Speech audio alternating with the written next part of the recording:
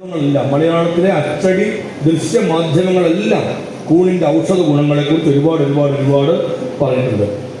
ചീത്ത കൊളസ്ട്രോളിനെ അകറ്റും, ഹൃദ്രോഗത്തിനെ അകറ്റും, ക്യാൻസറിൻ്റെ prostate breast ക്യാൻസറുകളുമായി ബന്ധപ്പെട്ട് ഈ വരാതിരിക്കാൻ അത് തടയുന്നതിന് ഏറ്റവും ഫലപ്രദമാണ് കൂൺ എന്നാണ് പറയുന്നത്. ഇതൊക്കെ ശാസ്ത്രീയമായ പഠനത്തിൻ്റെ അടിസ്ഥാനത്താണ്. അതൊന്നുകൂടി ഉറപ്പിക്കാനാണ് ഞാൻ നേരത്തെ പറഞ്ഞതുപോലെ RCCയിൽ നിന്നുള്ള ആളുകളടക്കമുള്ളവരുടെ ഒരു ടീമിനെ കൃഷിവകുപ്പ് സോണലിലേക്ക് വിടാൻ അവരുമായിട്ടൊരു ഡിസ്കഷൻ നടത്തിയിട്ട് അതിനനുസരിച്ച് നമുക്ക് അതിലേക്ക് എത്തണമെന്ന് ഒരു അനന്തമായ സാധ്യത നമ്മുടെ ആരോഗ്യവുമായി ബന്ധപ്പെട്ടുണ്ട്. നമ്മൾ പക്ഷേ ബാക്കിയെല്ലാം ആലോചിക്കുമ്പോഴും നമ്മുടെ ആരോഗ്യത്തിൻ്റെ കാര്യം മാത്രം ആലോചിക്കുന്നില്ല. രോഗം വന്നിട്ട് ചികിത്സിക്കണോ, രോഗം വരാതിരിക്കണോ എന്നുള്ളൊരു വലിയ ചോദ്യമുണ്ട്.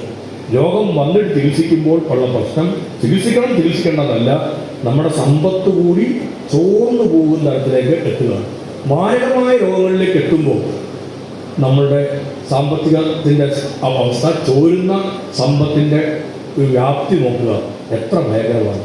ഞാൻ ഈ രാവിലത്തെ 2 മീറ്റിങ്ങുകളിലും പറഞ്ഞു, 13 തവണ ഞാൻ 2024 പിരിക്കാനിറങ്ങി.